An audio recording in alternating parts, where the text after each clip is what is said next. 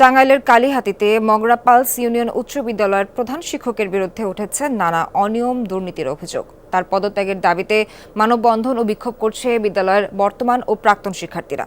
সংশ্লিষ্টরা বলছেন, নতুন সরকারের নির্দেশনা পেলে নেওয়া হবে উপযুক্ত ব্যবস্থা।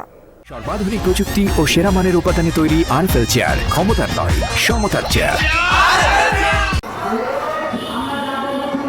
যারা জানেন তারা করেন, যারা বোঝেন তারা শেখান। শিক্ষককে নিয়ে গ্রিক দার্শনিক অ্যারিস্টটলের এমন উক্তি যেন মানতেই পারলেন না টাঙ্গাইল কালিহাতীর মগরা পালস ইউনিয়ন উচ্চ বিদ্যালয়ের প্রধান শিক্ষক শফিকুল ইসলাম। স্কুলে গুরু দায়িত্বে থেকেও নিজের বোঝার ভুলই হলো কাল। নানা অনিয়মের অভিযোগ এনে তার পদত্যাগ দাবি করেছে ছাত্রছাত্রীরা। প্রধান শিক্ষক শফিকুল ইসলাম কালিহাতীর দশকিয়া ইউনিয়ন আওয়ামী লীগ সভাপতিও। অভিযোগ আছে, বিদ্যালয়ের গাছ কেটে করেছেন টাকা আত্মসাৎ। কেল্লা নির্মাণ সহ স্কুলের কোষাগার থেকে মন গড়া হিসাব দেখিয়ে তুলেছেন নগদ অর্থ। স্বেচ্ছাচারিতার মাধ্যমে কর্মচারী নিয়োগেরও অভিযোগ আছে তার বিরুদ্ধে। গাছপালা কাটে, কিন্তু গাছপালা কাটে তার প্রয়োজনীয় সামগ্রী পর্যন্ত বানায়, আমরা জানা সত্য পেয়েছি। তারপরে উনি টাকা আত্মসাৎ করে স্যার নিয়োগ মাধ্যমে তিনি আত্মসাৎ করছেন। কার্যকলাপ করছে স্কুলের আগেও বিগত দিনে, এমনকি স্যার তো মারছেই কোনো ছাত্রকে বা ফর্ম ক্লাবের সময় অনেক টাকা পয়সা খায়া ঘুষ খায়া ফর্ম ক্লাব করেছে ওনার এলাকার পোলাহানদের। উনি স্কুলে জয়েন করার পর থেকে স্কুলে মেধাবী কোনো ছাত্র বের হয় না। দুর্নীতি প্রমাণিত হলে অভিযুক্ত শিক্ষকের শাস্তি চান বিদ্যালয়ের শিক্ষকরা।